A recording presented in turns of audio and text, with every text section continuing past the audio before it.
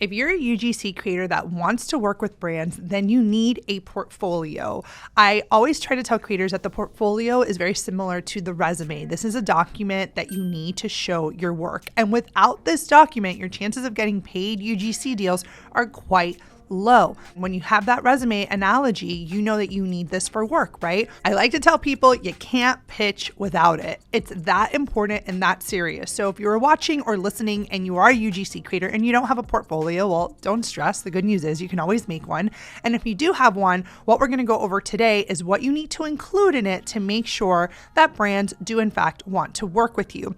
As someone that is on the brand side, has paid UGC creators for content, I'm going to be sharing what I personally look for when I work with UGC creators, as well as some of the things that the creators in my community at Sidewalker have shared that help their UGC portfolio stand out. To make things simpler as well, I have put everything inside of a checklist for you guys that you can download and print or keep on your desktop or however you want to use it. So that way, if you need to refer back to it, you have that PDF that kind of recaps what we have covered in today's session. It just makes it way easier. I know I'm like that, so make sure you download it. So the first thing I like to think about when we think of a portfolio structurally in terms of the elements that go in it, I want a cover page. And I'll tell you why. The cover page is the first thing that the brand sees. It's literally that first glimpse before they click a video, before they read about you, before they watch your content, it's your cover page. Now, the UGC portfolio space is a little interesting because what we tell a lot of our influencers is that you can have multiple media kits, right? You can have different versions, kind of like we all have different resumes depending on the pitch. Well, I kind of think it goes case by case, but that this method could be applied to the UGC creator as well. So what do I mean by that? A lot of UGC creators will just have one portfolio, which is fine, that shows different niches that they are in. Now, if I have a creator, I worked with one recently, she has like beauty UGC and fashion and wellness. This all makes sense together. We don't need to separate it. But I worked with this guy the other day and he only had like sports UGC content, but then he also wanted to put travel, and it was kind of confusing. Like if he is pitching to a travel brand UGC work, but leaning with his sports portfolio, why would the travel brand want to work with him? So that level of customization is quite important when you pitch because you want the brand to be like, oh, this was for me. This makes sense. And I think the cover page is where you can set this differentiation. So for example, if you send a travel pitch, your cover page will have a travel image on it, or it will feel very travel-esque versus if you were pitching, I don't know, like a gaming company or something else, you would probably have a different cover page. The cover page is also a place where you can get creative. At Sidewalker, we don't like anything too cut and dry. We like to give you guys flexibility to think critically about your businesses. So I've seen some UGC portfolios that mention the specialties. I've seen some UGC portfolios that have like a slogan, you know, maybe something that's like helping brands create organic and paid content, you know, something that really is sharp and that eye-opening one-liner about your business. You need to invest time. These documents don't just kind of go on a whim. You have to invest time. But guess what?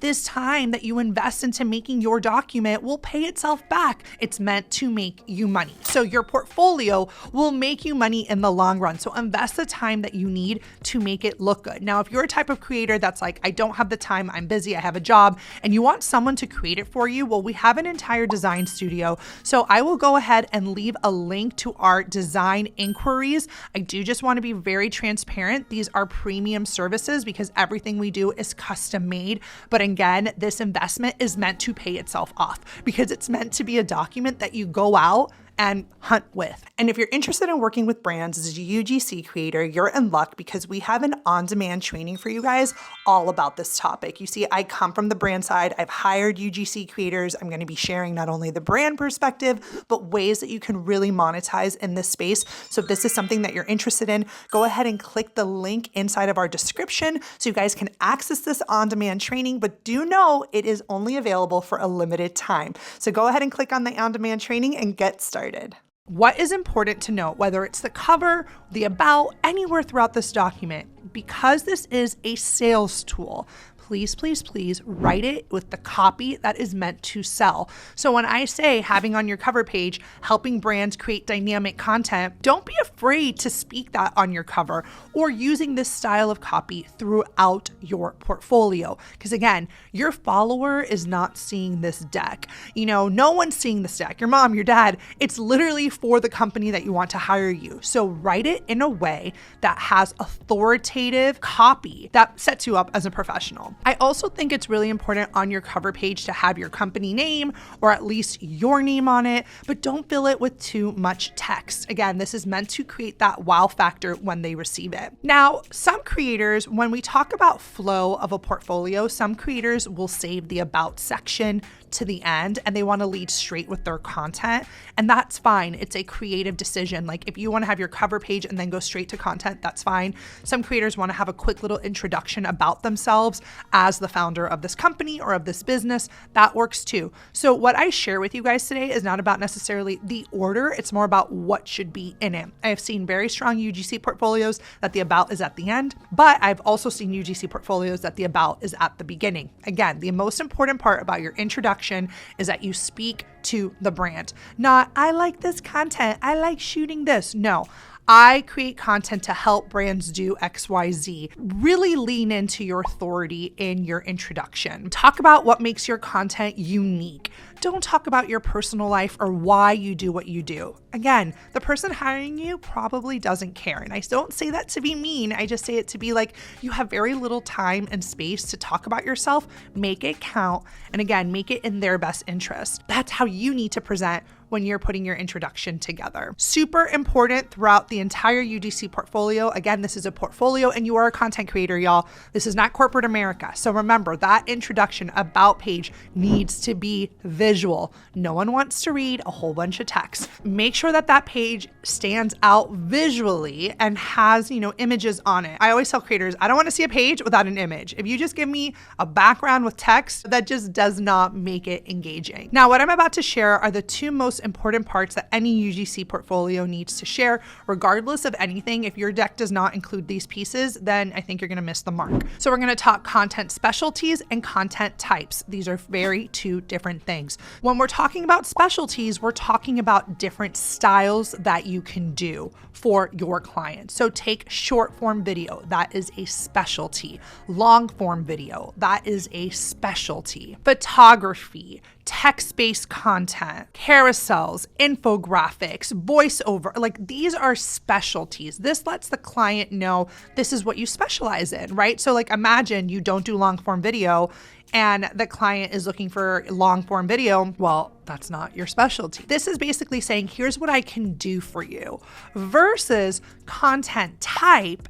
This is more like a testimonial, right? A testimonial can be a short form. It can be a long form, it could be a graphic, right? There's different ways to apply that type. Now, again, all of this is inside that PDF document, so you will see all the examples of content specialty. So you guys can download that and have access to it. So don't worry, okay? You don't have to take crazy amounts of notes while I'm sharing this. When we talk about content types, this is more where I think of like POV and lifestyle, testimonial style videos, unboxings, before and after style content. To me, this again is showing you more the type of content that you could produce, regardless if it's short, long, infographic, whatever. It's just ideas. Now, again, do we want to list this on a portfolio? Do we want to list this sort of stuff? No, we want to show. You never want to tell your client, you want to show your client what you can do for them, right? So even if you have certain specialties, obviously those we can list, but again, make sure that you show. Your portfolio needs to show your content.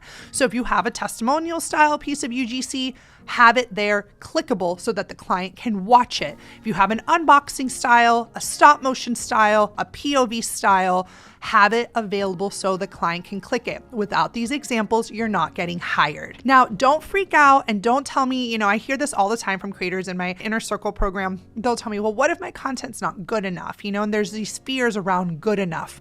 I have seen $20,000 contracts land in a creator's inbox for UGC content that feels natural. Literally, the contract says to make sure that the content is shot on a handheld. So they wanted it shot on a phone. They did not want it shot on a DSLR or any sort of professional camera. They almost even wanted it to shake. They wanted it to feel natural and real. And that's the thing with UGC content. So as long as you have one of these, you can include your content in it. Remember, a lot of UGC is used for ads. Ads want their content to feel natural and authentic and organic. They don't want it to feel harsh when the user is scrolling. They want that content to feel like, oh, this is a normal piece of content that like belongs on TikTok, that belongs on Facebook. If it's overly produced and highly edited, those don't work well for UGC. User-generated content, it needs to feel like a normal person created it. Now, creators that work with me, they know that we're here to make money using these documents. These documents are not for our health, but they are for our wealth. Anytime you have a portfolio and you are able to provide a case study from a past client, results you are able to bring to any past client, this shows you're a business. Businesses want to work with other businesses. They don't want to hire like creative off the street that's just going to shoot video. No, they want to hire someone that has proven track record. Now, if you're watching and you're just getting started, of course, you're not going to have that track record yet, but that doesn't mean that you can't track and see how your own content does, or maybe get a testimonial from someone that you've worked with in the past, a character reference. I mean, even if you were to apply to a job right now, and you have no work experience, they're going to ask you for a reference. So having some sort of reference or testimonial inside your UGC portfolio, this is going to make you stand out. One of the portfolios in our pitching course, we had a whole section that said client reviews, and we put that in there so that the client that's reviewing it could see what past clients said about working with this creator. Now, if you are a creator that wants to look inside of UGC portfolios, that would be helpful for you. You are a visual learner,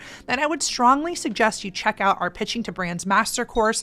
Not only will we teach you how to pitch UGC brands, what to say, how to find their email, we're also going to show you how to put together these decks that are going to land you paid brand partnerships. Again, this is work. This requires outreach. You need to be hitting up a certain number of brands a day, a week, but our program will create those systems so that you guys can do that effortlessly and start seeing results. Now, what else do we want to include in our portfolio, right? We've talked about the content specialties, the content types, the case studies, the testimonials, right? Any sort of client reviews. What else should we be including? Your portfolio needs a call to action that basically says, if you're ready to move forward or if you'd like our support, here is our contact. Sometimes you'll send a portfolio to someone and it will get sent around to a bunch of people. So you want to ensure that your contact information is on there, because let's just say it gets forwarded around the office and it lands on someone else's desk.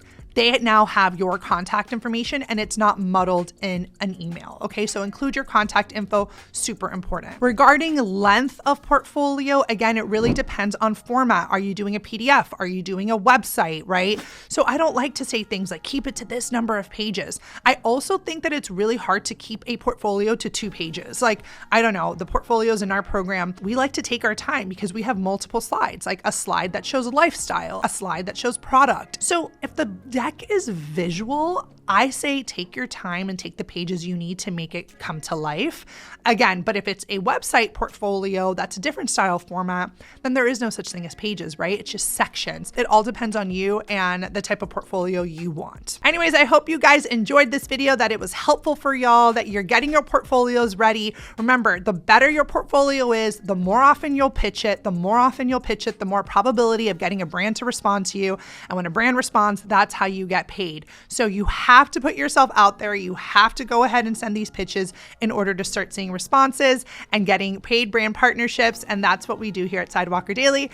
And I will see you guys in the next video.